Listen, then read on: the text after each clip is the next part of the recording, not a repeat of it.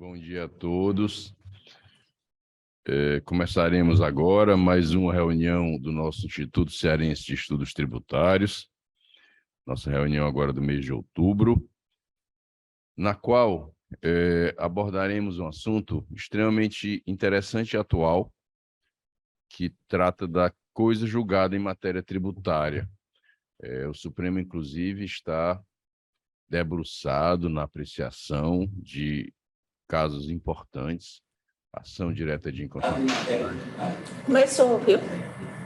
Com repercussão geral. E a atenção para o caso é extremamente importante, porque os desdobramentos são os mais diversos e estamos diante de um valor sempre perseguido pelo direito, que é a segurança jurídica. Então, de que maneira nós podemos chegar ou nos aproximar o mais possível da segurança jurídica diante da questão colocada, que diz respeito exatamente aos efeitos da coisa julgada, que é um dos alicerces da segurança, que é a certeza de que algo que foi decidido será efetivamente cumprido, decidido pelo Poder Judiciário. Então, para não me alongar mais e para nós darmos logo início aos trabalhos deste dia, passo a palavra agora ao professor Hugo de Brito Machado II, que, como já disse várias vezes, dispensa qualquer apresentação. O nome dele já é extremamente conhecido pelo valor do trabalho que desenvolve e vai agora nos brindar com uma apresentação sobre o tema, momento no qual nós vamos procurar aprender mais, desenvolver mais o nosso conhecimento jurídico. Professor Hugo II, por favor. Bom dia a todos. Eu agradeço ao Dr. Schubert Machado pelo convite, pela ideia de tratarmos desse tema hoje, nesse encontro de hoje, e a gentil apresentação que fez, minha. Queria cumprimentar todos os presentes presencialmente, estrito senso, e os presentes graças à tecnologia da informação que os fazem virtualmente presentes pelo Zoom. E dizer que o tema... Aliás, antes de tratar do tema, especificamente, eu queria aproveitar o espaço para falar de dois livros que foram recentemente publicados, do professor Hugo de Brito Machado Pai, que é o Crimes contra a Ordem Tributária, um livro já que não é novo, é um livro que o professor Hugo lançou há vários anos, um livro que, na época, pouco se escrevia sobre esse assunto, sobre essa área de interseção entre o penal e o tributário, e foi um livro que, inclusive, influenciou a jurisprudência, os acórdãos que deram origem à súmula vinculante número 24, que é aquela súmula vinculante que diz que só pode haver a ação penal por crime contra a ordem tributária depois de esgotada a via administrativa. Os habeas corpus julgados pelo STF que culminaram naquela súmula, eles referem expressamente esse livro e estudos anteriores que foram depois consolidados neste livro do professor Hugo. Então, é um livro que trata de temas bem relevantes do direito penal tributário e nós faremos o sorteio deles na página, no perfil do Instituto, do I7, no Instagram, nas redes sociais do Instituto. Nós faremos o sorteio deste livro, aí lá serão colocadas as regras do sorteio, e também este outro, esse é um clássico que dispensa completamente qualquer apresentação, é um 42ª edição do curso de Direito Tributário do professor Hugo de Brito Machado. É um livro que já tem mais de 40 anos, a primeira edição é de 79, e talvez várias gerações, desde a geração que fez graduação em Direito no final dos anos 70, no começo dos anos 80, até as gerações atuais, que hoje cursam a graduação em Direito e fazem as cadeiras de Tributário 1 e 2, passaram por esse livro e continuam passando mesmo depois de formados. São noções que nós sempre consultamos a qualquer época. Também será objeto de sorteio nas redes sociais do Instituto, por meio de regras que lá serão postadas. Então, só aproveito esse espaço para fazer esse breve registro desses dois livros que o professor Hugo atualizou e lançou agora nas últimas semanas. Mas então, fazendo agora referência expressa ao tema, É um tema que, como o Dr. Schubert mencionou, é um tema atual, mas ele não é um tema novo. E como indicação disso, eu trouxe um livro para mostrar. Esse, infelizmente, não poderá ser sorteado, porque está esgotado, e no caso meu, eu só tenho esse exemplar.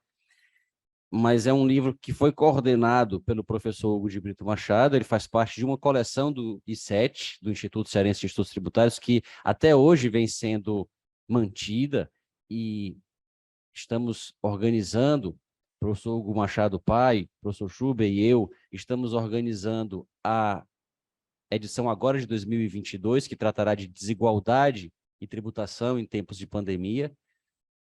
Mas a cada ano se faz um livro temático, um livro sobre um assunto, se convidam vários autores para escrever sobre aquele assunto específico, se fazem várias perguntas sobre aquele assunto, que devem ser respondidas, preferencialmente todas, mas se não todas, pelo menos algumas, devem ser respondidas nos textos que são enviados pelos autores.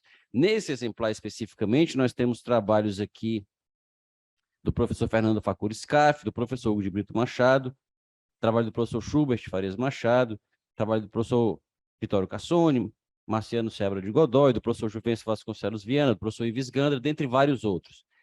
E nesse livro sobre coisa julgada, constitucionalidade e legalidade em matéria tributária, ele foi editado em 2006. Então, já faz bastante tempo, e as perguntas que se fizeram aqui nesse livro, elas já mostram como o tema é polêmico, palpitante, e são basicamente as perguntas que o STF está às voltas com ela no momento. Os temas de repercussão geral que encontram-se pendentes de análise pelo STF, há dois temas especificamente, eu acabei de perder o papel aqui, no qual eles estavam anotados, o tema 881 e 885 de repercussão geral, eles estão em discussão no Supremo Tribunal Federal, e as perguntas em torno das quais os ministros debatem são exatamente as perguntas que foram formuladas nesse livro de 2006 e que foram respondidas por esses autores. Todos os anos se fazem essas perguntas em torno de temas diferentes e se editam livros. O I7 edita esse livro anualmente. O deste ano de 2022, que provavelmente sairá em 2023, será sobre desigualdade e tributação. O mais recente, antigo, foi anterior, foi o sobre tributação e novas tecnologias. Pois bem, mas o que esse tema de coisa julgada tem de relevante? Nós sabemos que coisa julgada é uma expressão que, como várias outras, ela é plurissignificativa. As palavras não têm um significado único e rígido fixado num dicionário natural. As palavras têm um significado que lhes é dado pelos falantes quando as utilizam. E eu gosto de usar o exemplo da palavra churrasco. A palavra churrasco pode designar uma comida. O churrasco estava muito gostoso. Mas a palavra churrasco pode designar um evento social. Eu conheci o meu amigo num churrasco. O churrasco vai começar às 9 horas. Aquele churrasco estava muito desanimado. Churrasco pode ser uma comida, mas comida não fica desanimada. Churrasco desanimado é um evento social. Enfim, a coisa julgada acontece a mesma coisa. Então, coisa julgada pode designar uma decisão. Coisa julgada pode designar os efeitos dessa decisão. E coisa julgada pode designar a imutabilidade, ou seja, uma qualidade dos efeitos dessa decisão.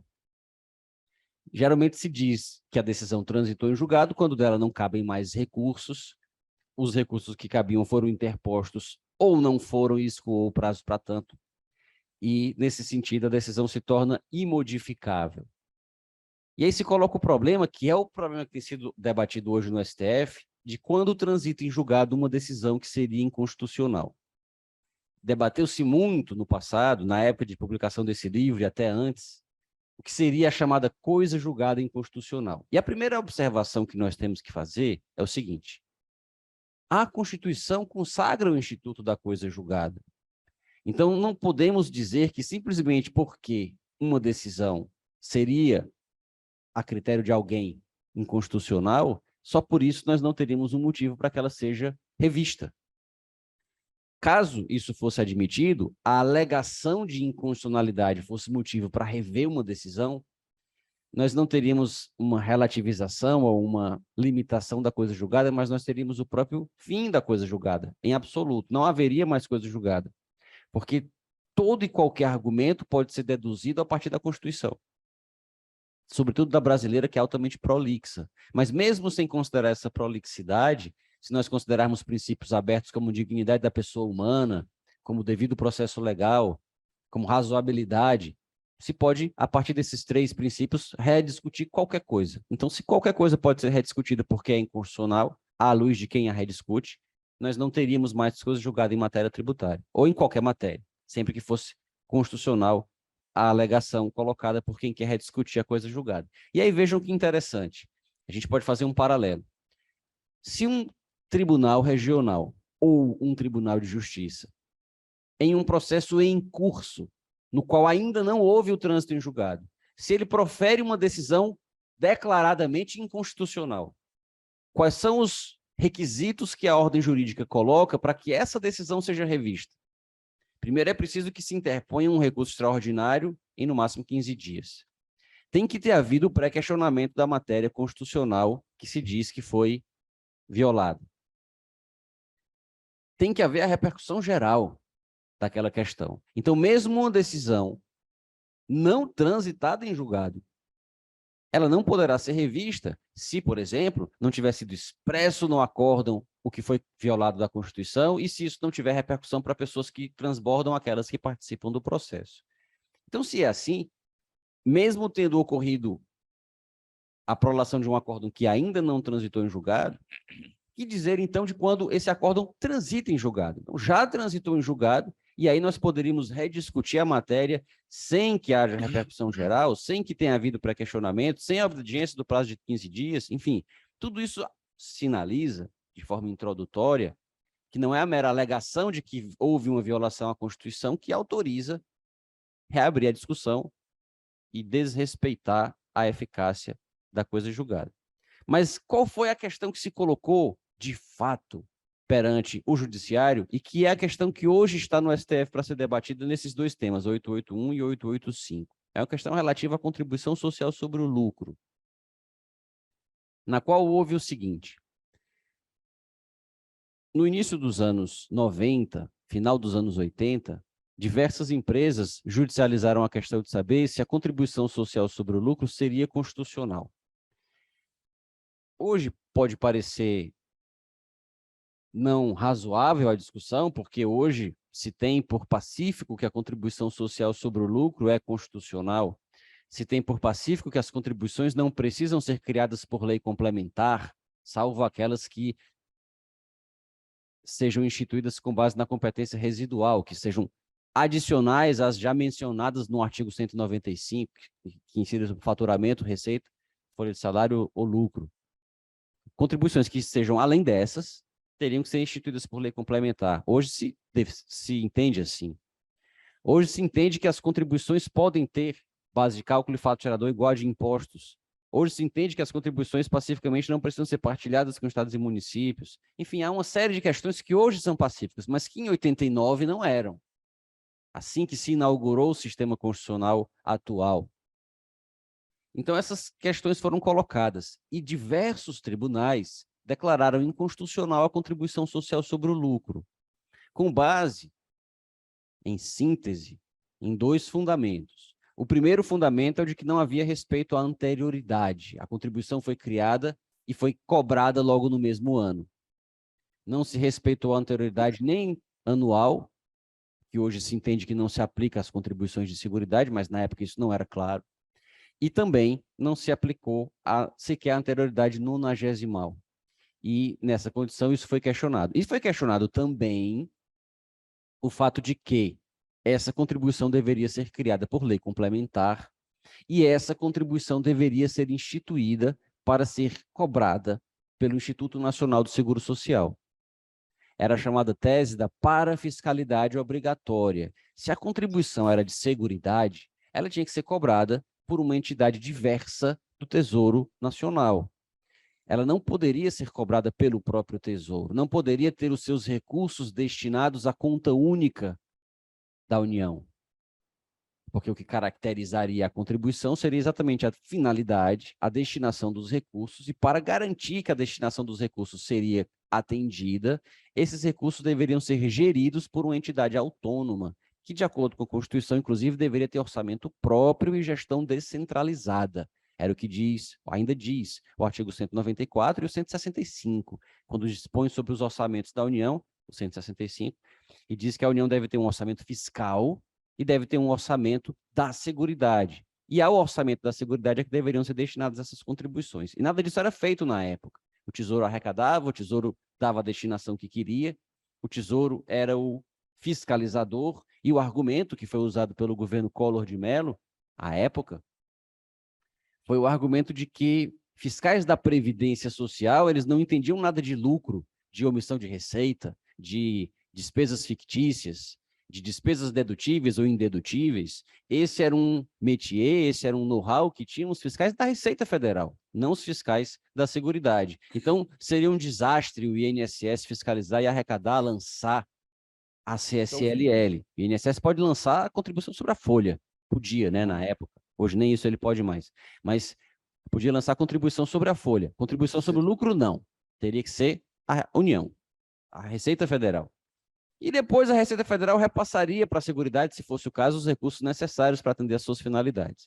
Foi com base nessa tese que quase todos os TRFs declararam inconstitucional a CSLL, porque ela não seria uma autêntica contribuição. Arrecadada desse modo e permitindo-se o desvio dos recursos, porque eles entravam num caixa único e o dinheiro não tem carimbo, então eles entrando num caixa único, cobrados pela União, isso desvirtuaria a contribuição enquanto tal.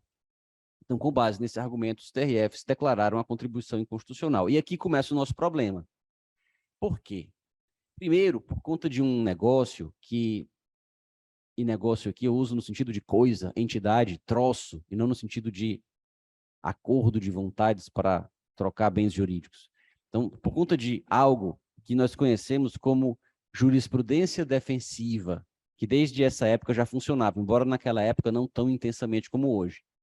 As cortes superiores fazendo de tudo para não conhecer de recursos. Um advogado fica muito feliz se o recurso dele for conhecido. Se for desprovido, mas for conhecido, ele já se dá por satisfeito, que pelo menos ele conseguiu que o ministro lesse o recurso dele e conhecesse dos argumentos, ainda que para desprover. Então, já na época era assim. E já na época, os recursos da Fazenda não eram conhecidos. Então, a Fazenda perdia as questões nos TRFs e não conseguia levar as questões aos tribunais superiores. E, por isso, algumas delas transitavam em julgado nos próprios TRFs. E isso tudo que nós estamos discutindo quase 20 anos depois, mostra o... Aliás, se nós considerarmos 92, que foi a data do trânsito em julgado, 30 anos depois, a data do trânsito em julgado de algumas dessas sentenças que agora se discute se podem ser relativizadas. Então, 30 anos depois, nós estamos discutindo algo causado pela ânsia de matar processo dos assessores de ministros e de desembargadores e de magistrados em geral. Vamos matar o processo, sem analisar o método, que é para se livrar deles. É um trabalho que só faz, não resolve o problema e posterga e aumenta o número de processos. Agora nós estamos resolvendo um assunto que não existiria se não houvesse a jurisprudência defensiva. Então, agravos que não eram conhecidos porque o carimbo era ilegível. Tem um carimbo colocado, na época do processo físico, um carimbo colocado pelo tribunal de origem, dizendo que o recurso da Fazenda foi interposto na data X. E tem uma certidão de tempestividade, dizendo que o recurso é tempestivo. Mas as cortes superiores faziam letra morta do artigo 19 da Constituição, que fala que elas não podem negar fé a documentos públicos, e elas negavam fé à certidão de tempestividade. E porque o carimbo não era legível, dizer que não podiam aferir se havia tempestividade ou não, e não conheciam do recurso. Na época que o processo era físico, o juízo de admissibilidade na instância de origem era feito pelo presidente do tribunal, como ainda hoje é. Mas o agravo para subir o recurso especial ou extraordinário, ele formava autos apartados e a pessoa tinha que xerocopiar os autos principais, aí faltava uma folha na xerox, ou ela estava ilegível, o recurso não era conhecido. Enfim, havia uma série de questões que faziam com que os recursos não fossem conhecidos e transitaram em julgado decisões afirmando a inconstitucionalidade da CSLL. Muito bem. Algum tempo depois, a Fazenda Nacional consegue furar o cerco. Diziam até no tempo da pandemia que se alguém quisesse ficar protegido da Covid, era só ir se esconder no STJ, porque o Covid não ia conseguir ultrapassar a súmula 7 para entrar lá.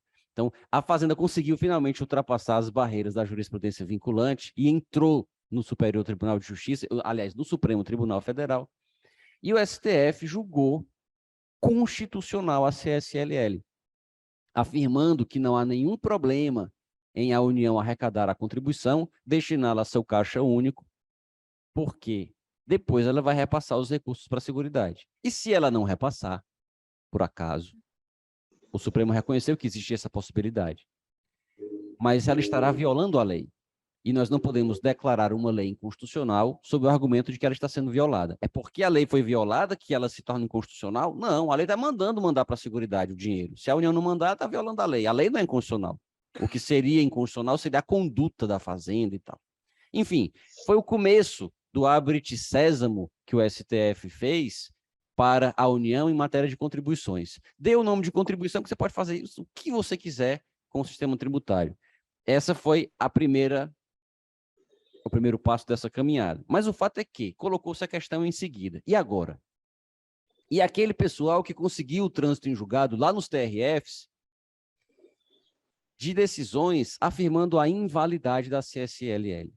Aí se coloca o problema que agora, em 2022, nos temas 881 e 885, o STF está ainda debatendo. Quais são as teses, quais são os argumentos que se colocam? De um lado, os contribuintes afirmam que eles têm em seu favor uma decisão com trânsito em julgado e que a decisão do STF, que afirmou a validade da CSLL, ela foi proferida num recurso extraordinário, sem repercussão geral, que na época nem existia, sem que se editassem súmulas vinculantes, ou seja, era uma decisão que, como se aprende na faculdade, na cadeira de Direito Constitucional 1, controle difuso, tem efeito apenas inter partes. Então, aquela decisão produziu efeitos entre as partes do processo, mas aquela outra parte de outro processo que teve o trânsito em julgado em seu favor não tem nada a ver com isso. A Fazenda, por sua vez, defende a tese de que, proferida a decisão pelo STF, automaticamente cessam os efeitos da coisa julgada. E aquela pessoa que tem uma ação julgada em seu favor, mesmo sem ter sido sequer intimada para eventualmente recorrer, se insurgir contra, ou fazer alguma coisa, ou pelo menos tomar ciência, ela já teria que sofrer os efeitos daquela decisão proferida em outro processo com outras partes, para já no dia seguinte, ou no mês seguinte, no vencimento seguinte, na competência seguinte, recolher a contribuição, sob pena de entrar em mora. Então, essas são as duas teses colocadas. E há uma outra, porque são dois temas, o 881 e o 885, que discute e se for no controle concentrado que houver a mudança na jurisprudência. Porque o STF julgou, em 2007, uma ADI número 15, e ao julgar a ADI número 15, ele declarou constitucional a CSLL. Então, nós teríamos dois marcos. Para quem conseguiu decisões com trânsito em julgado lá em 92, nós teríamos dois marcos. Um marco, ainda no começo dos anos 90, em 92, quando o STF declarou que a contribuição era constitucional, mas no controle difuso. E depois, em 2007, quando ele julgou a ADI e afirmou que a contribuição era constitucional com efeitos erga omnes. Então, vamos agora tratar um pouco de aspectos teóricos a respeito dessas questões, para em seguida voltarmos os nossos olhos para o que o Supremo tem ou está decidindo nesses dois temas. A primeira coisa que nós devemos pensar é que uma decisão judicial, ela afirma o direito no caso concreto. A palavra direito, assim como a palavra churrasco, e assim como a palavra coisa julgada, ela tem vários significados. Direito pode significar direito objetivo. O direito brasileiro não comporta repristinação. O direito brasileiro não contém pena de morte, salvo em caso de guerra declarada. A gente está falando de direito aqui no sentido de ordem jurídica, sistema coerente e harmônico de prescrições normativas hipotéticas. Mas se a gente fala, você não tem direito de tirar fotos minhas, Wellington. Pare de tirar minhas fotos que eu não lhe cedi o direito à imagem. E isso, evidentemente, é apenas uma brincadeira. Nesse caso, direito, estou querendo dizer direito subjetivo, direito de alguém, uma faculdade de agir com amparo em uma norma e em um fato.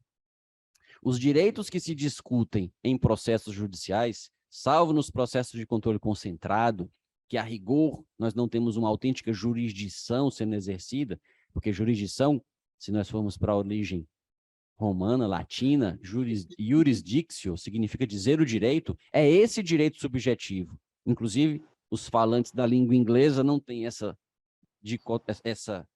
controvérsia, seria dispensável essa apresentação que eu fiz aqui das palavras direito, num caso e no outro, porque eles têm right para um caso e law para o outro caso. Nós temos direito para as duas, a tradução de right, de law é direito nos dois casos. Mas o fato é que, na jurisdição tradicional, o juiz diz o direito subjetivo, o direito de alguém, que decorre de uma norma e de um fato sobre o qual essa norma incidiu. Se alguém tem direito a uma indenização, é porque ela tem uma norma jurídica que cobre o direito de propriedade, o direito de imagem, o direito à honra, e ela teve um fato que foi o José, que violou a imagem, a honra, a propriedade dela. Então, é um fato e uma norma que a norma incide sobre esse fato e gera o direito subjetivo. Não à toa, as petições dos advogados têm um capítulo dos fatos, que às vezes tem apelidos bastante criativos, escorço fático, sinopse fático. Tem termos bem curiosos e pitorescos para designar esse capítulo que vai dizer o que aconteceu. E um outro capítulo para falar do direito, no sentido de normas que aplicam-se a esses fatos, gerando o direito subjetivo, que é o que ele vai pedir ao final, no pedido. E da mesma forma, a sentença tem um capítulo do relatório, em que ela vai dizer os fatos que aconteceram, depois ela vai ter uma fundamentação em que ela vai invocar as normas que incidem sobre aqueles fatos narrados no relatório, para ao cabo, no dispositivo, dizer se o direito subjetivo reclamado existe ou não, sua extensão, seus efeitos, etc. Então, quando uma decisão transita em julgado, ela se apoia, o comando que é imodificável, não pague mais o tributo, dê o dinheiro para ele, restitua isso, não faça aquilo, ele é filho dele, ele não é, pague pensão. Esse comando, ele decorre de um fato e de uma norma. Enquanto o fato e a norma permanecerem iguais aos que foram suporte da sentença, esse dispositivo continua aplicável. Isso não é uma particularidade do direito tributário, isso é uma particularidade de qualquer ramo do direito em que haja a chamada relação continuativa. E aí aqui é muito importante fazer essa distinção. Existem sentenças que decidem casos que ficam inteiramente no passado. A pessoa fez uma viagem, a companhia aérea perdeu as malas dela, a companhia aérea fez ela perder a conexão, ela ficou no aeroporto dormindo na cadeira, etc. E depois entrou com ação de indenização. Ganhou. Ah, depois a jurisprudência mudou porque o motivo do atraso foi uma questão meteorológica e agora o judiciário entende que nesses casos não cabe indenização porque foi um evento de força maior, não sei o quê. Não interessa. O sujeito ganhou a ação há 2 anos, ele ganhou a ação ano passado, acabou-se a discussão. O direito declarado na sentença ficou sepultado no passado e nenhuma mudança posterior vai alterar isso. Mas e se tratar de uma relação continuativa? A sentença declarou algo que se perpetua no tempo. E aí um exemplo que é bem ilustrativo é o exemplo de uma cidade do Brasil que tenha na sua legislação uma isenção de IPTU para casas que têm um valor histórico. Digamos que o prefeito, desejando preservar o patrimônio arquitetônico da cidade, casarões antigos, seculares, que estão sendo demolidos para a construção de modernos edifícios, o prefeito resolve utilizar a função extrafiscal indutora do tributo para fazer com que esses casarões sejam preservados. E aí estabelece uma isenção. O IPTU será objeto de isenção relativamente àqueles imóveis que têm um valor histórico, declarado pelo Instituto do Patrimônio Histórico.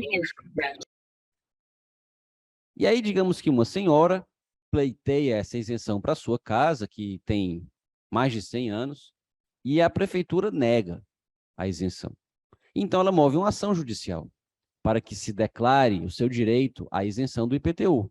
É feita uma perícia, os peritos atestam que a casa tem realmente mais de 100 anos, que a casa preserva uma arquitetura de um período X da história e os aspectos das colunas e dos detalhes da fachada e etc. e tal, indicam que essa casa tem realmente esse valor histórico, faz parte do patrimônio cultural e arquitetônico da cidade, e o juiz, com base nesse fato, aplica a legislação municipal para dizer que essa senhora tem o direito à isenção. ela não vai precisar entrar com ação no ano seguinte, e no outro, e no outro, e no outro. Essa decisão produz efeitos para o futuro. Esse, inclusive, é um tema que o STF já se manifestou, porque ele tem uma súmula, a súmula 239, que diz que a coisa julgada em matéria tributária só produz efeitos em 1 ano. Mas a redação dela não é exatamente assim. Ela diz, decisão que declara indevida a cobrança de tributo em um exercício não faz coisa julgada para os posteriores. E essa súmula tem que ser lida como está escrita. Se a decisão declara que é indevido em um exercício, porque nesse exercício não se cumpriu a anterioridade, porque nesse exercício a cobrança está decaída, porque nesse exercício não aconteceu o fato gerador, a invalidade está nessa cobrança. Pode ser que no ano que vem não haja invalidade. Então, a súmula continua aplicável. Porém, a súmula não se aplica quando a decisão não afirma a invalidade de uma cobrança em um exercício. A súmula afirma o tributo não é devido nunca, porque ele é inconstitucional, por exemplo. Então, se o tributo é inconstitucional, não é que ele não pode ser cobrado agora, ele não pode ser cobrado nunca mais. Então, o STF, entendendo a súmula desse modo, como sempre entendeu, ele dá amparo para que essas empresas que conseguiram decisões que as desobrigam de recolher a CSL continuem sem recolher a CSL. Vamos voltar, por exemplo, da senhora lá com a casa com valor histórico. Enquanto ela tiver a casa, claro que se um dia ela resolver ceder às propostas tentadoras das construtoras, das imobiliárias, e vender a casa dela, e a casa for demolida para construir um prédio, a sentença não será mais aplicável. Não tem que entrar com rescisória, ninguém tem que fazer coisa nenhuma, ninguém vai dizer que está sendo relativizada a coisa julgada. Não. A situação que a sentença pressupôs mudou. Então, a sentença afirmou a senhorinha lá tem direito à isenção porque a casa dela é histórica, só que ela não tem mais casa histórica, ela derrubou a casa. Então, a partir da demolição em diante, o IPTU volta a ser devido independentemente de qualquer posição, postura, ação do município. E a mesma coisa se a lei for revogada. Se o município revogar a lei que incidia sobre a propriedade da casa histórica para dar o direito à isenção, se essa lei for revogada, dali para frente, o IPTU volta a ser devido independentemente de qualquer alteração na sentença. E aí o que se coloca é o seguinte, e uma mudança na jurisprudência? Uma mudança na jurisprudência equivale à demolição do terreno ou da casa? Ou equivale à revogação da lei? E é isso exatamente que o Supremo está julgando. E nos dois temas, um decorre do recurso extraordinário 955-227. Nesse, do 955-227, o Supremo debate se a mudança na jurisprudência for no controle difuso. No 949-297, ele debate e se a mudança na jurisprudência for no controle concentrado. São basicamente os dois temas. E nos dois, o placar está mais ou menos semelhante. No caso que decide se a jurisprudência permanece, caso haja mudança do entendimento do Supremo em controle concentrado, nesse caso, já há maioria a favor da Fazenda, já há votos proferidos, há um pedido de vista do ministro Gilmar, que parou os dois julgamentos, mas há já 6-0 no sentido de que a Fazenda pode cobrar o tributo, independentemente, inclusive, de ação rescisória, porque essas eram as discussões. Discutia-se, primeiro, se a decisão do Supremo produzia efeitos sobre a coisa julgada anterior, e depois se esses efeitos deveriam ser debatidos numa ação rescisória ou numa ação de revisão da coisa julgada, ou se eles seriam automáticos, se eles independeriam de qualquer ação. Quem argumentava que deveria ser movida a ação rescisória, dizia que havia uma mudança na situação que deveria ser objeto de rediscussão, não se poderia simplesmente desconsiderar as coisas julgadas e aplicar o novo entendimento do Supremo. Mas esse entendimento de que cabível era rescisória era um entendimento problemático, porque poderia acontecer de a mudança no entendimento do STF ser mais de 2 anos depois, acontecer mais de 2 anos depois do trânsito em julgado. Além disso, e aí já não haveria mais prazo para rescisória, e isso começou a ser debatido ainda na vigência do CPC de 73. E ainda havia um outro problema, que era a rescisória pressupõe uma invalidade na decisão. A decisão continha um vício. A decisão foi proferida por um juiz incompetente. A decisão foi proferida por um juiz que havia sido corrompido. A decisão foi proferida em notória violação à lei, um erro de fato. Enfim, a decisão continha um erro, um vício, um problema, uma patologia, que já era verificável à época em que ela foi proferida. É por isso que o prazo de rescisória começava da época em que ela transitava em julgado. Mas uma mudança posterior de jurisprudência não pode ser tida como um vício na decisão contrária. A decisão era válida até o Supremo mudar de entendimento. Nós não podemos pressupor que todas as decisões anteriores a uma mudança de jurisprudência se tornam viciadas, só porque em desconformidade com o novo entendimento. Então, esse era o argumento contra o uso da rescisória. No novo CPC, o legislador parece ter se inclinado pelo cabimento da rescisória, porque no novo CPC há uma disposição, é um parágrafo, que eu não tenho agora de memória qual, mas é um parágrafo do artigo 535 do CPC de 2015. O artigo 535 do CPC trata do cumprimento de sentença contra a fazenda pública, e ele estabelece que se houver um cumprimento de sentença contra a fazenda pública, de uma sentença que transitou em julgado, mas houver mudança na jurisprudência, se a mudança na jurisprudência for anterior ao trânsito em julgado, isso pode ser discutido em impugnação. Se ela for posterior ao trânsito em julgado, tem que ser discutido em rescisória, mas o prazo da rescisória começa da mudança no entendimento do Supremo. Então, o novo CPC deixa claro que o remédio cabível é a rescisória. A doutrina defendia, no entanto, o cabimento de uma ação chamada ação de revisão da coisa julgada. A pessoa poderia mover uma nova ação, argumentar com a mudança no estado de fato ou de direito, a mudança no entendimento jurisprudencial, e pleitear com isso uma nova decisão. O CPC, tanto o anterior como o atual, expressamente autorizam o uso dessa ação em situações assim, quando a coisa julgada pode, eventualmente, ser atingida por uma mudança nos fatos ou no direito. A vantagem dessa ação é que ela não tem prazo para ser promovida, é uma vantagem para quem a promove, mas uma vantagem para quem sofre a propositura dessa ação é que os seus efeitos são sempre ex nunc, porque ela não pressupõe que a decisão era viciada, ela pressupõe que a decisão era correta e vai ser alterada por uma alteração na situação posterior, e, portanto, os seus efeitos são ex nunc. E nesses dois temas, no primeiro, que trata dos efeitos da mudança no entendimento, caso a mudança seja feita no controle concentrado, o Supremo está entendendo, já há maioria nesse sentido, que não é preciso ação de revisão da coisa julgada, não é preciso ação rescisória, não é preciso nada. Se foi proferida uma decisão numa ADI, numa ADC, numa ADPF, com efeitos erga omnes, essa decisão equivale a uma lei nova. Ela tem efeitos erga omnes, efeitos normativos. Então, é como se, voltando para o caso lá da velhinha, da casa que tem o valor histórico, é como se o prefeito tivesse mandado um projeto de lei para a Câmara dos Vereadores e eles tivessem aprovado uma lei revogando a isenção dela. Se a lei revogou a isenção, não tem mais. Aqui no município não tem mais isenção para casa histórica. Não é que a sentença vai ser anulada.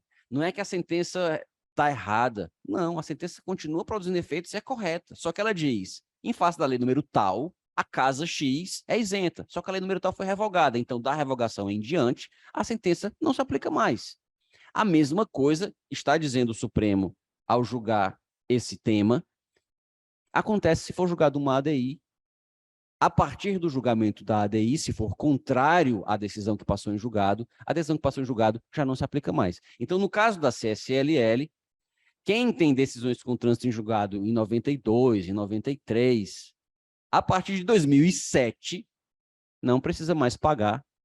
Aliás, perdão, não pode mais deixar de pagar, deve voltar a pagar a contribuição. Deve se sujeitar ao entendimento do STF, de 2007 para frente, porque foi a data do julgamento da ADI. De 92, 93 até 2007, a pessoa estaria acobertada pela coisa julgada. Mas aí vem o outro tema. O outro tema diz, e se a mudança for no controle difuso? A mudança do controle difuso aconteceu também lá no começo dos anos 90. Então, se o segundo tema, que é o do controle difuso, o Supremo julgar a favor da Fazenda, causará uma insegurança jurídica muito grande, porque ela, em tese, respeitados os prazos decadenciais, é claro, mas em tese ela poderia reabrir a discussão em relação a todo esse período. E alguém que tivesse sem pagar a contribuição amparado na coisa julgada, mesmo sem rescisória, mesmo sem ter participado do outro processo de controle difuso, estaria obrigado a pagar a contribuição já a partir de 92, que foi quando o Supremo mudou seu entendimento. Só ficariam alguns meses a salvo, que foram os meses da anterioridade e talvez algum período aí antes do novo entendimento fixado pelo STF. Só que nesses dois casos, ainda está pendente a decisão sobre modulação. E no caso relativo ao controle difuso, existe um porém, porque o entendimento que está prevalecendo é que, proferido o acórdão no controle difuso, a coisa julgada já cessa os seus efeitos, a coisa julgada anterior, se o acórdão for proferido com repercussão geral. E isso faz toda a diferença.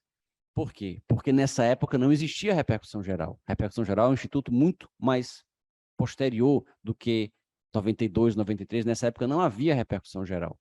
Então, se prevalecer, como está prevalecendo, o único ministro que foi contrário a esse entendimento foi o ministro Gilmar. Então, o placar nós podemos considerar como estando de 5-1 em relação, aliás, de 4-1 nesse segundo caso em relação a isso, porque o ministro Gilmar se posicionou contra, para ele, o novo entendimento do Supremo, seja em controle difuso, seja em controle concentrado, com ou sem repercussão geral, o novo entendimento se aplica sempre de imediato. Então, em relação ao ministro Gilmar, a posição dele é de que a coisa julgada sempre deve ser afastada diante de uma nova posição do Supremo. Mas ele foi voto vencido nessa questão do controle difuso. O que está prevalecendo é a tese do ministro Barroso, de que apenas em repercussão geral seria assim. Não havendo repercussão geral, a mera prolação de uma decisão do STF não afeta a coisa julgada. Então, o fato de o STF, se for esse o entendimento que prevalecer, e é o que está prevalecendo, a mera prolação pelo STF em 92 de um acordo em controle difuso, dizendo que a CSL era válida, não obriga as empresas que tinham trânsito julgado em seu favor a já voltarem a recolher o tributo. Espera-se que o STF mantenha esse entendimento, porque realmente a repercussão geral ela é semelhante no tudo, ou no todo, semelhante em tudo, aos efeitos de uma ADI. Ela tem repercussão, tem efeitos que extravasam o processo no qual ela foi proferida. Então, se o acordo tem repercussão geral, seria como no caso da velhinha da Casa de Valor Histórico, se a lei que dá a isenção de IPTU realmente fosse revogada. Não seria necessário rescisório, não seria necessário nenhuma discussão posterior, a sentença simplesmente parar de produzir efeitos, o que não era o caso quando se deu isso em sede de controle difuso pelo STF nos anos 90, por conta da CSL. E aí, só para encerrarmos, eu faço apenas uma ressalva de que esse problema está sendo colocado em relação à CSL por conta da demora que o nosso judiciário leva para apreciar as questões. Então, 30 anos depois de a decisão ter transitado em julgado, dizendo que o tributo não era devido, e quase 20, ou mais de 20 anos depois, quase 20 anos depois, 25 anos, 15 anos depois de ela ter sido julgada em sede de ADI, aí discute esse efeito. Mas isso em relação à CSL. O Rio de Janeiro? Também. Da Bahia? Da Bahia. Vou ver o da... Isso em relação à CSL. Mas esse problema pode ser colocado em relação a qualquer outro tributo. Teremos essa discussão recolocada, por exemplo, em relação a COFINS de sociedades de profissionais. É possível que sociedades profissionais tenham trânsito em julgado de decisões afirmando que a COFINS não era devida, havia uma súmula do STJ, súmula 276, e depois o STF mudou esse entendimento. Então, sempre que há uma reviravolta na jurisprudência, nós podemos ter situações de pessoas que haviam obtido decisões com trânsito em julgado a seu favor, e que depois, essa tese que será fixada, embora relativa à CSL, ela vai firmar um parâmetro que será aplicado a muitos outros casos. Inclusive, devemos lembrar que pode acontecer o contrário. Pode acontecer de o contribuinte mover uma ação, perder, o judiciário afirma que o tributo é devido, e depois a jurisprudência muda e passa a dizer que o tributo não é mais devido. Então, por exemplo, até o final dos anos 90, o STF entendia que locação de bem imóvel era serviço e deveria ser tributado pelo ISS. No final dos anos 90, no começo dos anos 2000, esse entendimento mudou. O STF passou a dizer que locação de bem imóvel não é serviço. Editou, inclusive, uma súmula vinculante, afirmando que o ISS não incide sobre locação. E aí talvez alguém tenha ficado naquela situação de ter que pagar um tributo porque tinha uma coisa julgada dizendo que era devido, mesmo sem ser. Nesse caso, se pode colocar a mesma argumentação que foi colocada pela Fazenda, com um acréscimo, que é o acréscimo de que os direitos individuais do artigo 5º, eles são direitos do cidadão em face do poder público. E a coisa julgada, inclusive, ela está colocada no inciso do artigo 5º, que é o inciso no qual se acredita, se lê o princípio da irretroatividade. A lei não atingirá o ato jurídico perfeito, a coisa julgada e o direito adquirido. E o STF tem entendimento pacífico, inclusive simulado a súmula 654, de que o princípio da irretroatividade não pode ser invocado pela entidade pública em desfavor do cidadão. Então, nesse caso, a coisa julgada, teríamos esse argumento a mais para dizer que, caso a mudança no entendimento fosse para afirmar que o tributo não era mais devido, dali para frente, também com igual razão, o contribuinte não seria obrigado ao seu recolhimento, independentemente de qualquer procedimento judicial adicional. Mas acho que já falei até demais, são apenas aspectos que coloco para introduzir o assunto, relembrá-los do assunto, que, como eu disse, ele tem já é balzaquiano, mas ainda desperta interesse, porque ainda não foi deslindado pelo STF. O STF demora muito tempo para resolver as questões, e aí depois se fala de insegurança por conta do período que passou e se fala de modulação. Isso me lembra, doutor Schubert, um exemplo, acho que eu já citei aqui nas reuniões do SET, mas ele é muito rico, deve ser sempre lembrado. Sempre que se fala de modulação, tem que modular porque o processo demorou. O professor Zilvetti lembra da história que ele conta da filha dele, que era pequena, e bagunçava muito a casa, brincando. Espalhava as Barbies pela sala, fazia casinha de boneca com as almofadas do sofá e tal. Aí ele dizia para a filha dele, olha, você pode brincar aqui na sala com suas bonecas, mas depois tem que arrumar. Depois tem que arrumar. Tá bom, papai. Aí brincava, depois arrumava. Aí guardava as bonecas, guardava as almofadas, botava os vasos de volta no lugar. Aí um dia ele chegou e a casa estava muito bagunçada. Ela estava brincando com as vizinhas e bagunçaram muito mais do que o de costume. Aí ele olhou assim e disse, minha filha, já tá tarde, você tem prova amanhã, tem que dormir, tá bagunçado demais, não vai dar tempo de arrumar, pode ir dormir. Aí ela, opa, se bagunçar demais, ela não precisa arrumar. Aí pronto, dali para frente, todo dia, quando ele chegava em casa, a reviravolta na sala era a maior que ele podia imaginar, porque se bagunçar demais, não tem que arrumar. Então, o judiciário demora muito a julgar os processos, ou seja, é uma bagunça que ele próprio cria. Aí depois que ele cria a bagunça, não, agora não preciso mais arrumar, porque tá bagunçado demais, então eu vou modular só daqui para frente, o passado deixa desarrumado mesmo. É o que tem acontecido nesses casos. É uma prática que, inclusive, estimula a judicialização. Esse tema aqui, vamos discutir? Não sei, talvez a gente perca no STF, mas vamos entrar com ação na dúvida, né? Porque vai que ele modula e só garante o direito de quem já estava judicializando, então vamos entrar na ação na dúvida para questionar. Enfim, são ponderações que faço em torno desse assunto, mas, mais uma vez, agradeço o convite e a oportunidade e vamos ouvir, então, os nossos colegas de instituto aqui, o que eles têm a ponderar sobre esse importante tema. Muito obrigado.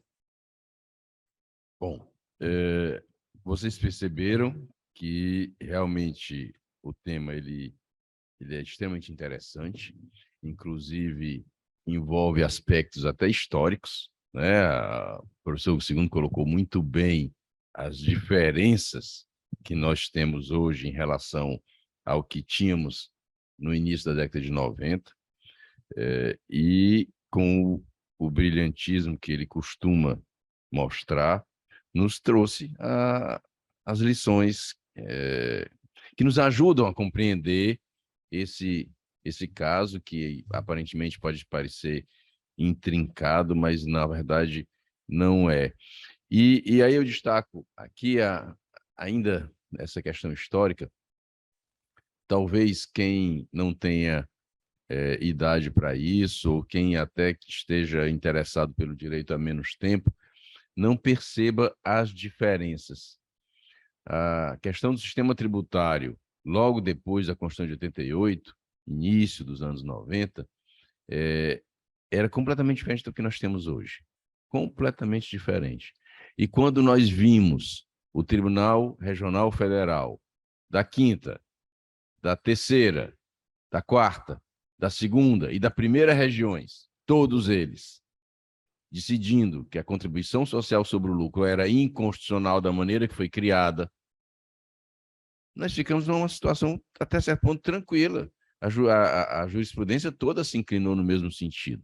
Todos os regionais disseram que era inconstitucional. E isso aumentou o volume das demandas e estreitou o âmbito de poder da União Federal de criar novos tributos, porque o governo federal não tinha interesse em criar contribuições que deveriam ser arrecadadas pelo INSS, Instituto Nacional do Seguro Social. A União Federal tinha interesse em criar contribuições que fossem arrecadadas por ela, a União, e que, por isso, ela poderia fazer uso do dinheiro que arrecadasse.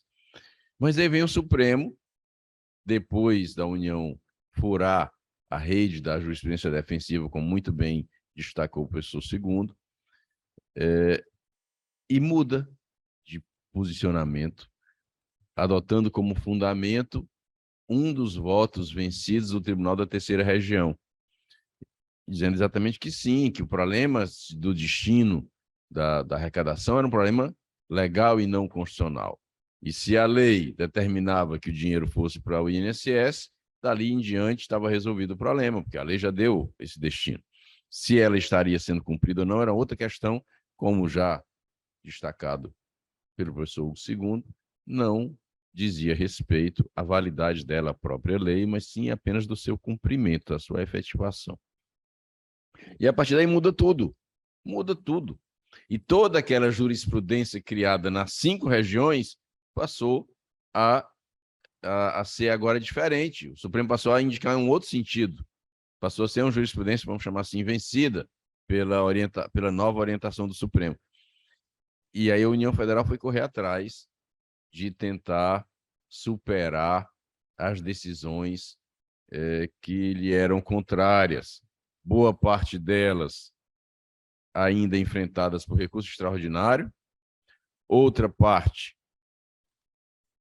enfrentadas por rescisória e uma outra parte nem rescisória cabia mais, o que deu origem a essa demanda que hoje o Supremo se debruça sobre ela. E a partir daí, a partir dessa mudança, foi que a União Federal passou a concentrar todo o seu ímpeto no aumento da arrecadação nas contribuições. O professor Hugo II tem um livro muito bom, que trata de contribuições e federalismo, e que ele mostra, de uma maneira muito clara, que isso negou, inclusive, a repartição das competências tributárias postas na Constituição Federal, pondo em ameaça a própria estrutura federal do Brasil. Então, a mudança foi muito significativa, extremamente significativa. Quem vivenciou esse momento do início dos anos 90, que se deparou com essa mudança, percebeu o quanto o sistema mudou, o quanto os municípios tinham ainda uma arrecadação muito importante, a União Federal, os estados também tinham uma arrecadação muito importante, até porque dividiam imposto de renda e IPI com a União, e que depois disso tudo muda. Inclusive, essa contribuição social é uma questão interessante para mostrar como essa mudança foi muito mais abrangente do que a gente pode imaginar. Contribuição social sobre o lucro líquido. A alíquota do imposto de renda, na época, era de 35%. E aí vem a contribuição social sobre o lucro líquido. E aí, mas agora vou pagar mais do que 35%? Não, eu reduzo o imposto de renda para 25% e a contribuição entra com 10%. Você paga os mesmos 35%, não vai pagar nada. Só que Estado e município perderam os 10%. E a partir daí, a direção do interesse da União foi sempre a mesma. Não se preocupa muito com o imposto de renda, não se preocupa muito com o IPI, e as contribuições sempre crescendo, e houve um agigantamento, uma hipertrofia da arrecadação federal em relação às demais entidades federadas. Bom, mas isso é apenas uma curiosidade histórica, mas para deixar marcado como o sistema tributário mudou sem que fosse necessário mudar uma linha da Constituição Federal. Mudou apenas por uma forma de interpretar e de dar à União um poder imenso que a Constituição não dava. Mas o Supremo entendeu que sim, o Supremo entendeu que poderia ser feito dessa forma. Então, se pode ser feito dessa forma, foi o que fez. Foi o que na época, o presidente Collor já começou a fazer, Itamar Franco continuou, Fernando Henrique aprofundou, e todos os demais têm mantido essa postura de alargar a competência, ou melhor, o poder estatal de arrecadar da União Federal em cima das contribuições. E agora nos deparando com essa questão. Vem a modulação, que também já foi colocada pelo professor Hugo II, e o Supremo dizendo, não, agora eu estou decidindo agora com questões relativas ainda da década de 90, e, portanto, eu vou agora modular os efeitos da decisão para que só a partir de agora, só a partir dos efeitos, que ela só surta efeitos a partir dessa decisão que estou tomando eu, Supremo, agora, é que as mudanças na aplicação da coisa julgada hão de ser feitas. Isso minimiza, de alguma forma, o atraso, no sentido de dizer o que aconteceu no passado fica no passado. A minha mudança de posição é só daqui para frente. O ministro Gilmar Mendes voto vencido, achando que não, que tem que retroagir sempre desde o seu início. Bom, mas tudo isso já foi falado, o professor Hugo II colocou com bastante precisão todos os pontos técnicos, adjetivou até a discussão de Balzaciana, e assim, o adjetivo da mulher de 30 anos, e agora não é só mais mulher, qualquer coisa que tenha mais de 30 anos, agora a gente já chama de Balzaciano, e a ideia do atraso na prestação jurisdicional é lamentável, a gente tendo que esperar tanto tempo. E ainda, concluindo aqui, a indução à judicialização. O judiciário sempre se queixa de que tem serviço demais, de que tem demanda demais. Os tribunais se queixam que estão prestes a fechar. Agora, por último, discussões nas sessões do STJ, em que o ministro diz, nós temos hoje 50 sustentações orais, está inviabilizando o funcionamento da turma, e o advogado, mas eu quero falar, mas Vossa Excelência não vai falar, mas está na lei, mas eu não vou aplicar a lei, e não aplica, e não deixa o advogado falar, porque senão, segundo o ministro, o STJ fecha, não vai mais poder funcionar, que não tem como trabalhar daquela maneira. Encontram alternativas que muitas vezes são apenas um faz de conta. Alternativas de dizer, não, o advogado tem 5 minutos para sustentar. Tudo bem, tem sustentação oral, mas eu reduzo o teu tempo para 5 minutos. Uma questão complexa, é impossível você colocar as suas razões em 5 minutos. E pior do que isso, não, na sessão virtual você tem sustentação oral. Grave seu vídeo, mande o seu vídeo gravado com sustentação oral, que depois eu assisto. E aí a gente fica pensando, será que esse vídeo realmente vai ser visto?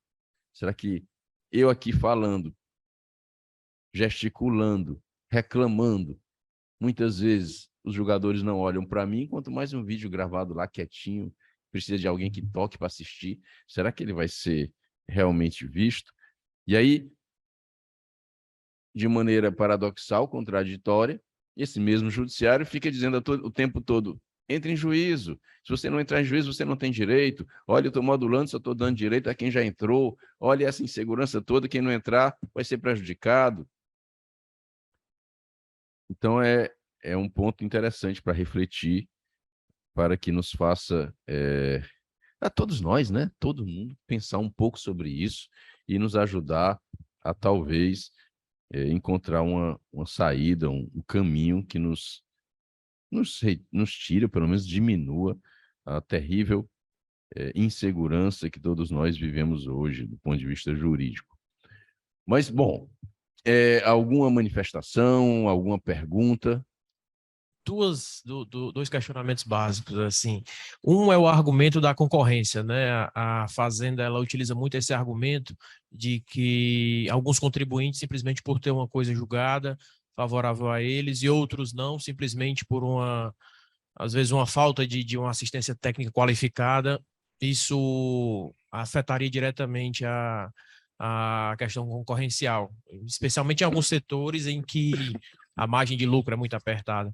O questionamento seria se esse argumento poderia ser levado em consideração para eventual julgamento de produção de coisa julgada, independentemente de alguma ação rescisória ou de algo técnico.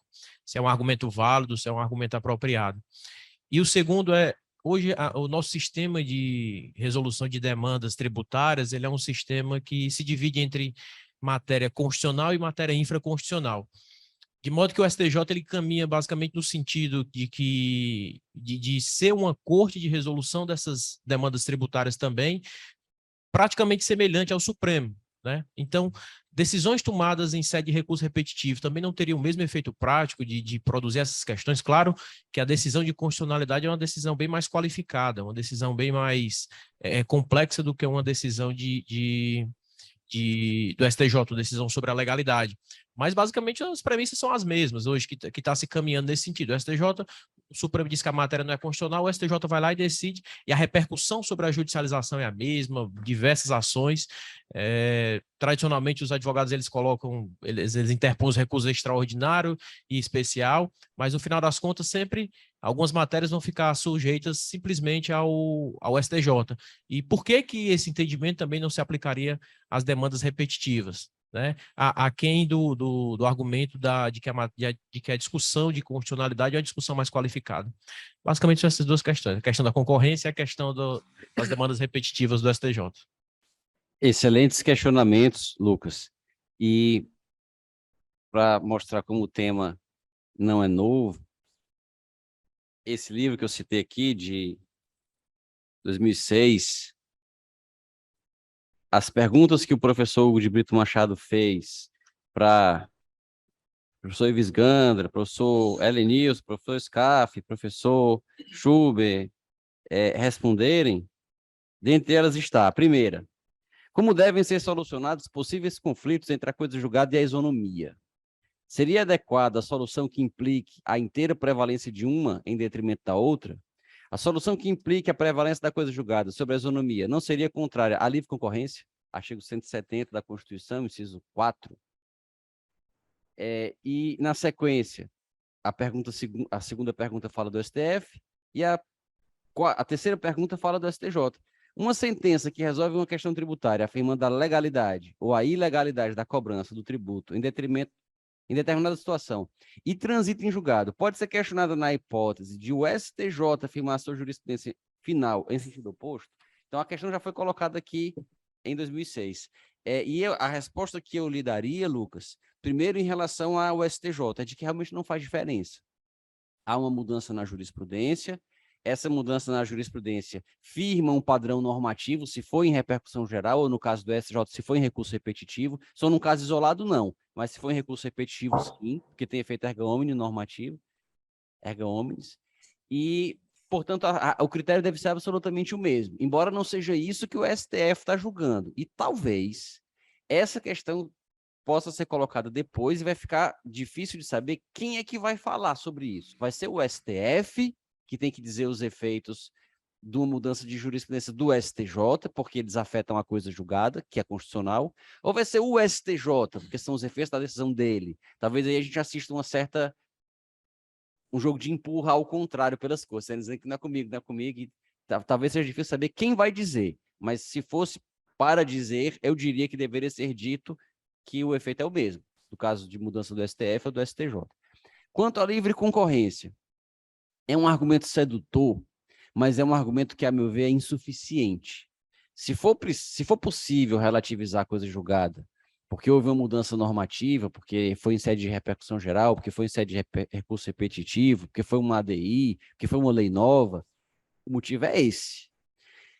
Mas o simples fato de violar a livre concorrência, a meu ver, não seria suficiente, porque isso é um uma consequência da própria existência da jurisdição individual. Se nós levar esse argumento da livre concorrência, ele já foi usado também pela Fazenda e acolhido por alguns juízes para negar liminar. Não só para o efeito da coisa julgada, mas para negar liminar. A pessoa entra com ação judicial, pede uma liminar para suspender a exigibilidade de um tributo qualquer, porque está sendo considerado inconstitucional e tal. Aí o juiz nega dizendo, não, porque vai violar a concorrência, você vai ficar sem pagar, o seu concorrente paga. O concorrente que entre com ação também, se for o caso. Então, se nós levarmos as últimas consequências, o argumento de que não pode haver uma decisão discrepante de outra, nós aboliríamos a própria jurisdição individual. Só serão constitucionais em matéria tributária as ADIs, ADCs, ADPFs, que têm efeitos erga omnes. Seria inconstitucional permitir que um contribuinte possa questionar uma cobrança tributária num caso concreto, porque vai que ele ganha e vai que os outros perdem, aí vai violar a livre concorrência. Na verdade, o nosso sistema jurídico, ele prevê que podem surgir decisões discrepantes, ou seja, ele fala que elas são inevitáveis, e ele tenta mitigá-las, minimizá-las através de diversos mecanismos. Nós temos o recurso especial fundado na linha C do artigo 105, de divergência de jurisprudência. Nós temos os embargos de divergência dentro dos tribunais superiores, quando tem divergência entre as turmas. Nós tínhamos os embargos infringentes, que hoje foram substituídos pela turma estendida, nos tribunais regionais e nas cortes de apelação em geral. Enfim, o sistema ele prevê várias hipóteses para tentar fazer com que a jurisprudência não fique discrepante. O STJ existe para isso, inclusive, para tentar fazer com que ela não fique discrepante, mas isso significa duas coisas. O sistema está sinalizando no sentido de que não deve ser assim, mas que eventualmente vai ser assim. Então, a meu ver, a mera invocação da livre concorrência sozinha não seria suficiente. E é interessante notar também que essa postura de jurisprudência defensiva, de negar seguimento aos recursos, a toda hora provoca isso, a todo momento. Eu tenho uma decisão de um tribunal regional e um concorrente meu também tem. O meu recurso foi, por uma sorte, acolhido e o dele não foi. Por um detalhe bobo, que o advogado dele deixou de falar uma palavra que o STJ achou que tinha que falar, ou até mesmo quando fala, mas porque o relator do caso dele foi muito mais rigoroso na apreciação do cabimento do recurso.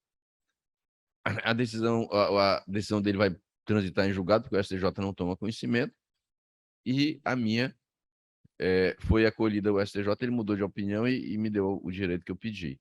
Então, assim, isso está acontecendo toda hora, a todo momento. Vamos chamar assim, o juízo de admissibilidade está tornando a situação talvez até aleatória. Hoje a gente tem que jogar dado, como dizia, e acho que ainda diz, o professor Edivaldo Brito, inclusive numa palestra muito bem-humorada que ele sempre faz, ele, não, isso aqui eu tenho que jogar buzo, aí tirou do bolso dele, os buzos jogou assim para poder entender o que é que ia acontecer, trazendo toda aquela ênfase do baiano, né? Do místico, que joga os búzios para poder entender o que é que vai acontecer. Hoje é mais ou menos isso que acontece nas nossas tentativas de todos os advogados que atuam junto aos tribunais, de conseguir fazer com que o recurso chegue lá, suba ou não, tá difícil. E provoca essas distorções, esses tratamentos diferenciados.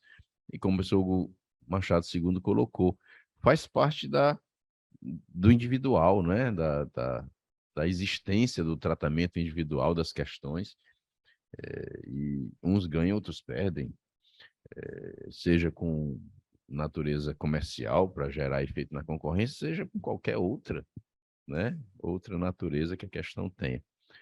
Bom, mais alguma questão, algum outro questionamento?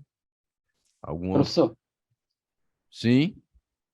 eu sou de Manaus, né? Então aqui fala-se que a gente tem um sonho, inclusive, de ter uma violação à coisa julgada por um tribunal, porque aqui isso é feito por tribunais administrativos, como, por exemplo, Tribunal de Impostos e Taxas de São Paulo, que nega o creditamento dos créditos de IPI dos produtos oriundos daqui da Zona Franca de Manaus. Então, em clara violação à decisão do Supremo Tribunal Federal, né? Que, nesse sentido, assegura esse creditamento. E aqui a gente não sabe o que faz, efetivamente, porque se a violação ela se dá por um tribunal administrativo que faz efetivamente um controle de constitucionalidade de uma lei complementar, falando, negando seguimento a esses créditos. Então, assim, a insegurança jurídica no nosso país ela é patente. Inclusive, aqui tem uma situação bem específica, porque conversando com os colegas procuradores de Estado daqui, fala-se, por exemplo, qual o instrumento cabível para combater esse tipo de situação? Ajuizou-se uma ADPF, a ministra Rosa Weber falou que essa ADPF não é cabível. Agora, imagina um estado do Amazonas, ele efetivamente entrar com um mandado de segurança contra uma decisão administrativa de outro estado. Não falta legitimidade extraordinária nesse caso para a gente, né? Então, assim, é uma situação muito difícil aqui para quem mora de insegurança jurídica e também que efetivamente não contribui em absolutamente nada em reduzir as desigualdades regionais. Só efetivamente um questionamento do que uma consideração do que um questionamento, né? Sim, muito interessante a observação, muito interessante mesmo, porque ela apresenta uma situação de um xadrez processual, porque é um caso em que o contribuinte situado em Manaus vende para o contribuinte situado em São Paulo, o contribuinte situado em São Paulo se credita, e, no entanto, é autuado por ter se creditado. E, pelo que eu entendi, o auto de infração é mantido pelo Tribunal de Impostos e Taxas, né? O TIT entende. Justamente. E aí o caminho ordinário seria a pessoa que foi autuada judicializar a questão e questionar a validade do auto de infração. Mas isso coloca o Estado do Amazonas numa situação muito ruim, porque as pessoas vão dizer assim, eu não vou comprar do Amazonas porque aí eu vou ter que ser autuado, entrar com ação judicial contra isso e tal, e vou preferir comprar de outro Estado. E o Estado fica de mãos atadas sem ter muito o que fazer. A meu ver, a arguição do cumprimento de preceito fundamental seria cabível nesse caso, seria um típico caso, porque ela é um instrumento subsidiário. Quando não cabe nenhuma outra coisa, cabe a DPF. E é exatamente o que se dá aí nessa hipótese, né? Eu não sei se uma ação originária do Estado do Amazonas contra o Estado de São Paulo no STF, na competência originária do STF, que seria para julgar uma ação de um Estado contra o outro, uma ação de conhecimento ordinária, talvez também. Mas é uma situação mesmo muito interessante que mostra as repercussões que o direito é como um sistema vivo, né? Como a economia, como um ser vivo. Quando a gente mexe num canto, tem um efeito lá do outro lado. Então, causa uma lesão num canto, ela vai ter efeitos deletérios, nocivos lá em outro canto também, que é esse exemplo aí. Então, talvez seja mais uma demonstração daquela frase que o professor Hugo de Brito Machado gosta muito de repetir, e conversando com um amigo há poucos dias, eu estava em São Paulo participando de uma banca lá na Universidade de São Paulo, e aí um amigo me encontrou e contou essa história, que convidaram um professor para um curso, e ele falou essa frase no curso, e uma parte dos alunos se levantou e foi embora, ofendida com a frase, que eram fiscais. O professor Humberto Ávila que contou. E é a frase que a Fazenda Pública não está preocupada com o direito, ela está preocupada com o dinheiro. A única semelhança é o D e o I no começo e o O no final. E aí ele disse isso numa aula lá na URGS, e aí metade da turma foi embora. Que eram fiscais da Receita Federal. Então, mas é verdade, isso que você está falando confirma o que ele disse. Inclusive, na decisão da ministra, ela fala, não cabe isso. Aí pergunta, o que cabe? Aí não é problema meu, vocês que têm que ir atrás. Entendeu? É basicamente isso. O próprio Supremo Tribunal Federal, ele fomentando ainda mais a judicialização nesses casos, né? Porque para um contribuinte buscar a medida individual, esse aqui é o Brasil, como já dizia. Mas... A questão realmente é difícil. O Estado, nós às vezes fazemos a análise a partir do comportamento do Estado e dos contribuintes, sejam pessoas físicas, sejam pessoas jurídicas, sejam até organizações empresariais, mas existe uma diferença muito importante, essencial, que o Estado é uma corporação que precisa necessariamente dar o exemplo. Ele é a lei, ele decorre da lei, diretamente da lei. O Estado só existe porque o direito assim o faz. E ele precisa, até para dar seguimento, para dar cumprimento, para dar validade, legitimidade ao adjetivo de Estado de Direito, precisa cumprir a lei. E o que nós percebemos é que isso não acontece. O interesse do Estado pela arrecadação é muito maior do que o interesse do Estado pelo fiel cumprimento da lei. Essa frase do professor Hugo Machado é simplesmente uma constatação da realidade. Basta que se examine as questões, os litígios tributários, para se perceber isso. Recentemente, eu tive uma oportunidade de fazer uma defesa num órgão administrativo de julgamento aqui no estado do Ceará, e que o contribuinte tinha a favor dele decisões do Supremo Tribunal Federal, das suas duas turmas, da primeira e da segunda turma, decisões do Superior Tribunal de Justiça em recurso repetitivo, decisão do Tribunal de Justiça do Ceará, no mesmo sentido, e decisões do próprio órgão administrativo de julgamento na sua Câmara Superior. Mas mesmo assim, a Câmara Baixa disse, mas eu penso diferente e vou mandar pagar. Então, assim, a ideia é, isso é cumprir a lei, isso é empurrar o contribuinte ao judiciário, a judicializar as demandas. Por que isso ocorre, né? E a preocupação da Fazenda, como nos casos narrados aqui, é para a tentativa de cobrar. Todos eles estão fundamentados numa decisão do Supremo que mudou o sentido, permitindo a cobrança, considerando válida a lei que instituiu a contribuição social sobre o lucro. E quando é o inverso? A Fazenda cumpre? Quando é o inverso, a Fazenda tem atenção com a jurisprudência? Quando é o inverso, ela realmente quer uniformizar o pensamento, o direito, a aplicação disso? A coerência, eu acho que ela deve ser sempre cobrada, né? Colocada como um parâmetro a ser orientador dessas posturas. Bom, alguma pergunta mais? Alguma manifestação? Professor? Pois não. Alô? Tenho uma dúvida. Além dessa questão da mudança de entendimento da coisa julgada, tenho uma dúvida em relação à coisa julgada e à modulação dos efeitos, já que a modulação dos efeitos, ela, por natureza, não é bem uma mudança de entendimento, né? É muito mais uma situação específica para minimizar prejuízos. E aí eu pensei no caso da exposição do ICMS da base de cálculo PIS/COFINS, porque em 2017 o Supremo disse que o ICMS não poderia fazer parte da base de cálculo PIS/COFINS. E aí em 2021 houve a modulação dos efeitos, dizendo que essa decisão proferida em 2017 se aplicaria para frente. Mas, assim, quem teve uma decisão judicial transitada em julgado em 2018, por exemplo, que atingiu períodos anteriores a 2017, e aí, com essa decisão em 2021, da modulação dos efeitos, ele perde esse direito de pegar 2017 para trás, embora ele já tivesse garantido por uma decisão transitada em julgado? Assim, lembrando que a inconstitucionalidade não foi afastada, foi só a modulação dos efeitos de 17 para frente. Não sei se eu me fiz entender.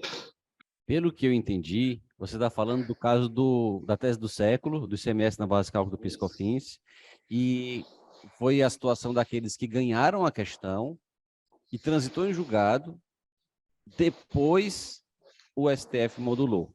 Então, você está falando de situações de pessoas que conseguiram o trânsito em julgado antes da modulação. Que o STF levou alguns anos até julgar os declaratórios e modular para dizer que era só a partir de 2017, salvo engano. Aliás, só até 2017, que seria inconstitucional. Então, algumas pessoas conseguiram o trânsito em julgado, dizendo, não, 2018, 19, 20 também tem que devolver. E se a decisão da modulação afetaria isso?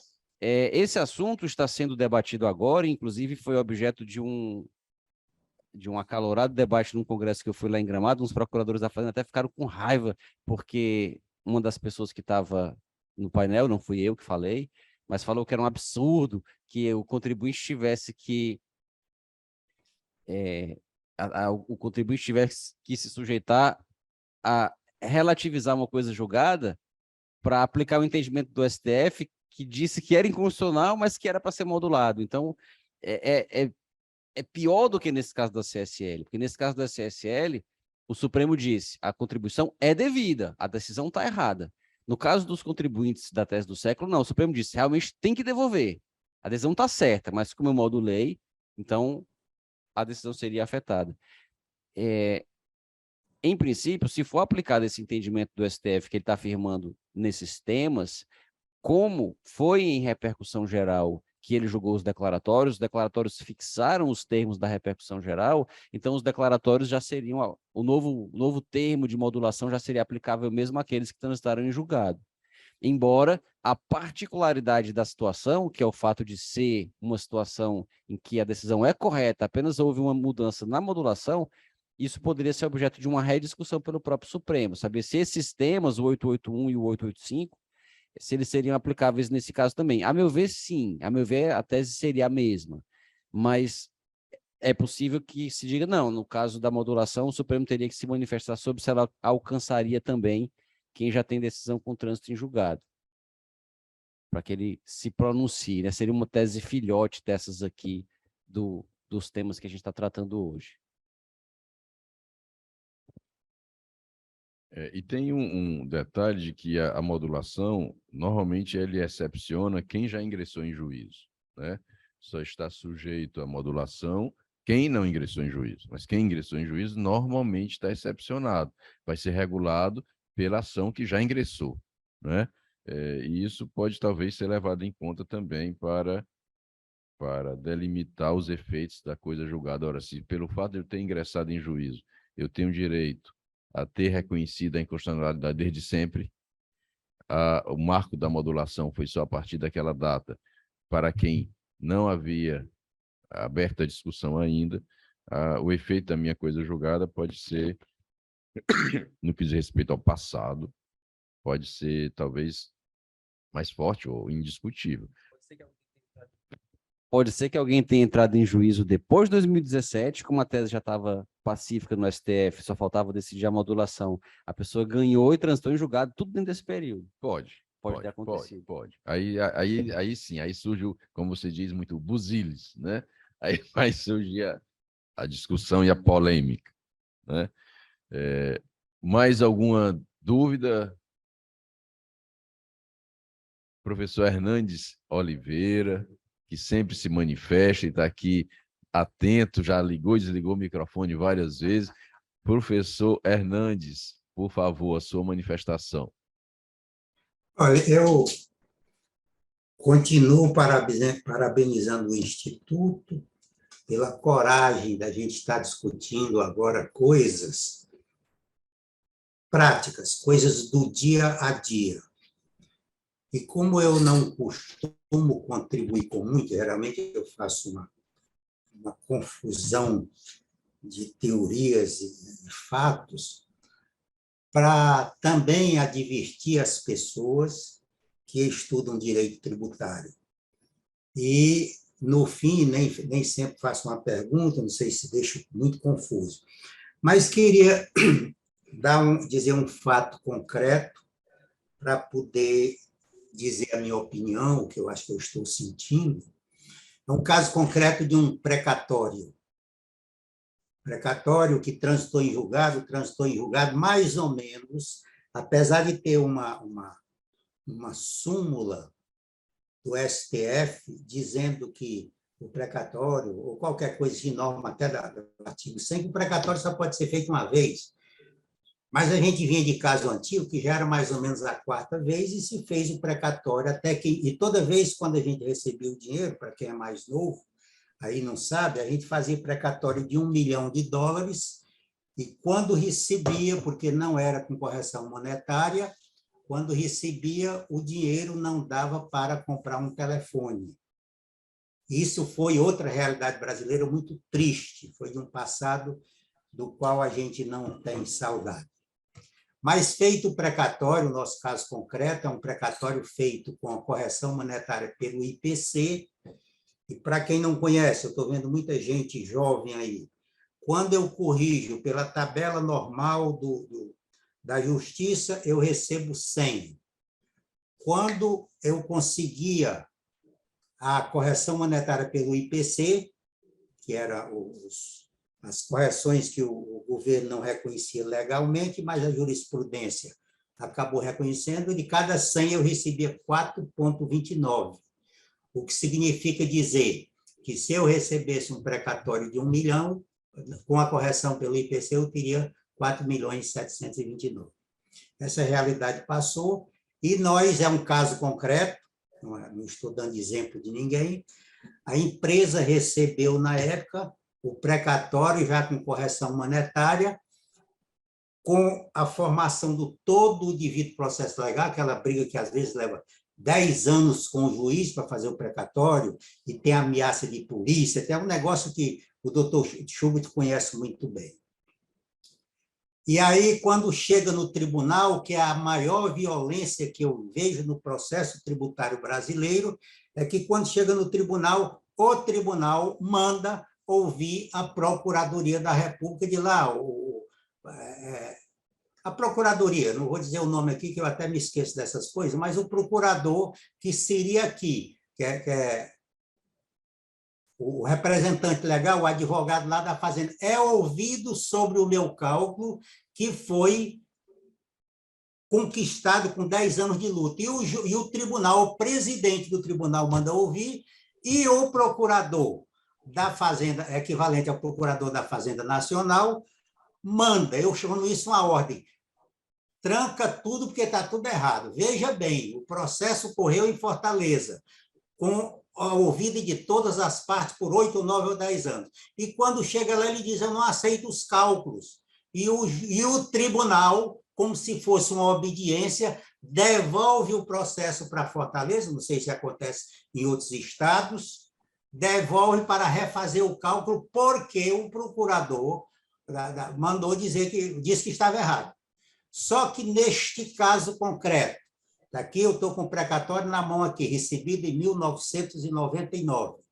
Aí vem junto 2 pareceres, apesar de ser ouvido, é a AGU, eu esqueci o nome, a AGU. Apesar de ter sido feito com o cumprimento do devido processo legal, a AGU juntou, foi ouvida, que não deveria ser ouvida, eu acho isso uma excrescência, mas ela foi ouvida e ela juntou aos autos do precatório 2 pareceres, um técnico e um jurídico, ambos atestando a regularidade dos cálculos. Com base nisso, houve o pagamento. Depois de 10 anos, senhores, depois de 10 anos, ao se fazer, porque para fazer essa discussão eles demoraram muito, então a gente tem o direito de pedir a diferença de juros e correção monetária pelo fato de a Fazenda ter retardado o pagamento. Voltando, fez-se outro precatório também com o devido processo legal. Foi para o tribunal. Chegando no tribunal, também passou, a Fazenda foi ouvida e não falou nada. Na hora de pagar, a AGU é ouvida por alguma coisa qualquer, na hora de pagar, não era na hora de fazer o precatório, disse, esse cálculo está errado. E o juiz, então, manda, o juiz novato, na causa, pelo menos, novato como juiz e novato na causa, diz, mande-se ouvir a contadoria. E a contadoria diz, como se fosse um superjuiz, a Fazenda tem razão, a AGU tem razão, está tudo errado. E sem o juiz mandar, neste caso, o juiz mandou só dizer se o cálculo estava correto.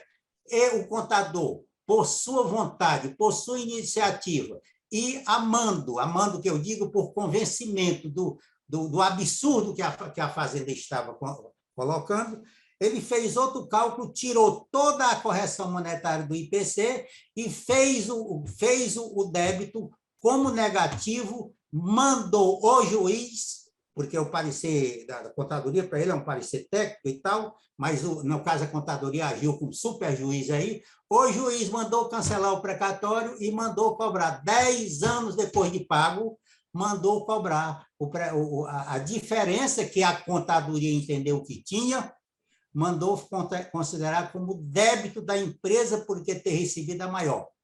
Isso nunca foi mandado pelo juiz fazer isso, nunca foi argumentado na discussão de 10 anos atrás, e assim este caso passou para os tribunais, e os tribunais dizem assim, nós não lemos documentos, nós não analisamos provas. Então, isso, doutores, eu estou só dizendo que, neste caso específico, nós estamos em frente uma falência não só do processo judicial tributário, como do próprio processo judicial, considerando isso que foi dito agora, que é a insegurança jurídica, cada um pensa diferente. E eu só vou dar um pouco de alento aqui sobre o que foi dito no caso concreto, e nós estamos falando de coisa julgada em direito tributário e também em processo judicial, e eu li a matéria de interpretação do doutor Geraldo Ataliba, cujas teses há muito tempo, acho que era há 20 anos atrás, era realmente o que mais se batia com pareceres. Ele diz, a Constituição nós interpretamos conhecendo os princípios constitucionais e fazendo a exegese das normas tributárias. Os princípios, que, não sei, aqui na minha ignorância constitucional, eu diria que são acima da Constituição escrita, os princípios, quando eles não estão implícitos. Depois, eu comparei com um estudo do doutor Paulo Bonavides, que vem lá do João Sem Terra, mais ou menos, esse entendimento, o princípio da isonomia e os limites da atuação do Estado. Eu entendo o judiciário como parte do Estado. E assisti, para terminar aqui, só para deixar a minha posição bem concreta, assisti no plenário do Supremo Tribunal Federal o julgamento do fim social, naquela época, em que a alíquota de 0,5% para 2%, o próprio Geraldo Ataliba, tive muita vontade de ver, porque eu vi um discurso fantástico do professor Geraldo Ataliba sobre princípios constitucionais. E ele fez uma defesa de mais ou menos 2 minutos. Onde se esquecem os princípios constitucionais, não há direito. E nós estamos vivendo isso no Brasil, e há muito tempo, você vem falando disso, há muito tempo, em que o judiciário muda as normas, muda o direito, muda o que foi julgado como ele quer. E nós, infelizmente, a OAB, como instrumento geral de defesa, tem andado muito calado, tem andado muito fora da atuação da defesa da Constituição, e nós, então, temos aqui um caso que eu ouvi do Sobral Pinto. Sobral Pinto, eu acho que morreu há 30 anos, mais ou menos, mas ele foi fazer uma defesa de uma norma que tinha no direito processual, dizendo que as ações de até tanto o valor da ação de até 50 mil cruzeiros, que era na época, essas ações não tinham direito a recurso para o STS e STJ. Isso também foi repetido agora na Lei de Pequenas Causas, que o Supremo ficou muito tempo sem se meter nessa história, que dizia que a lei não previa, e o direito que diz que toda causa tem que ir ao judiciário. Bom, aí no caso do Herzog, nesse caso aqui, quando o Herzog morreu, foi assassinado, lá o que tenha sido, em ação de indenização, como a ação, o advogado, muito habilmente, ou sem querer, ou por causa do medo das custas, fez a causa com valor pequeno. E, tendo o valor pequeno, ele não tinha direito a recurso ao Supremo, à Fazenda, e ela perdeu por isso, porque ela também não tinha direito a recorrer, porque a causa tinha um valor pequeno. Depois dessa decisão, que o Sobral Pinto fez a defesa, tal, até que, enfim, e o Supremo, depois começou, o governo começou a perder muitas causas, não só políticas, mas tributárias, mas de toda natureza, por causa do valor da causa.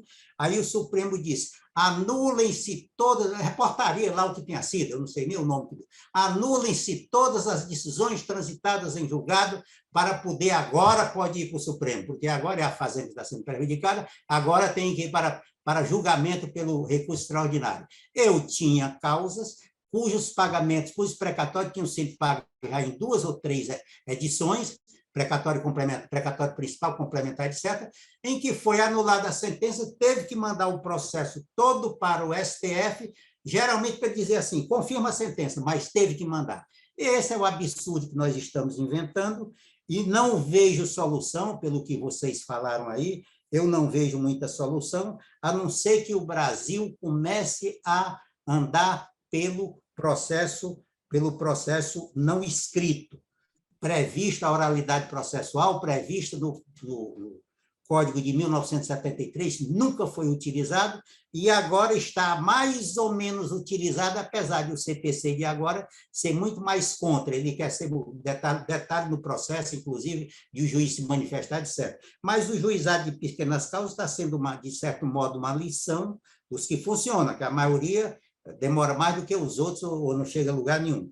Mas o juizado de pequenas causas é a maneira, a forma de julgar, a oralidade processual, que a gente vê em outros países, o julgamento tem que ser na hora, enquanto o juiz se lembra dos fatos.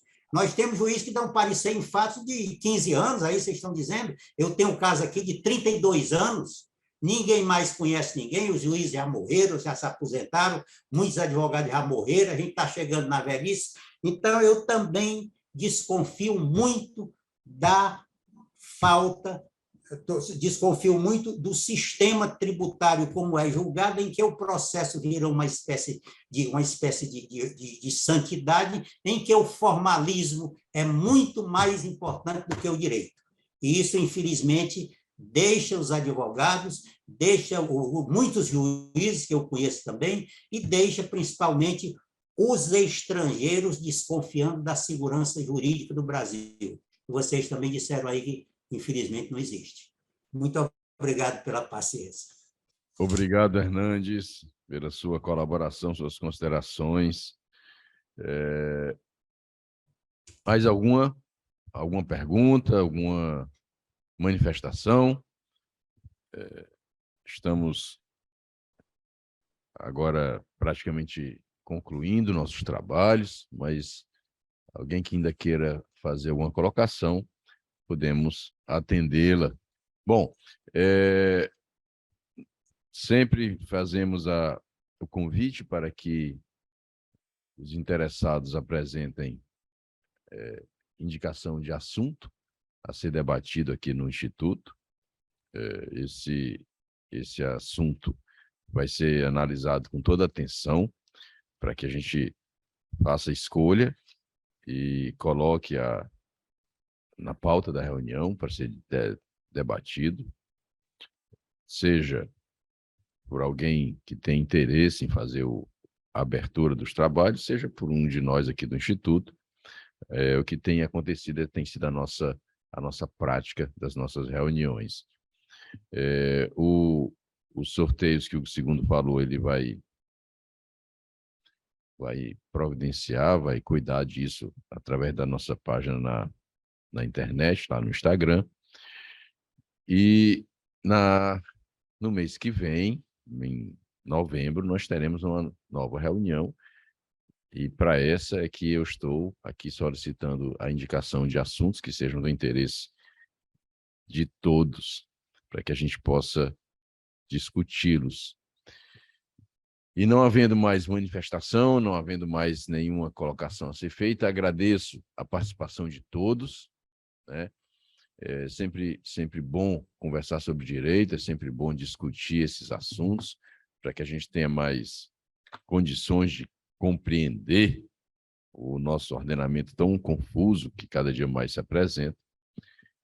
E espero vocês todos na nossa reunião do final de novembro, da última terça-feira de novembro, onde mais uma vez discutiremos um assunto jurídico interessante. Muito obrigado a todos. Então, até novembro que vem.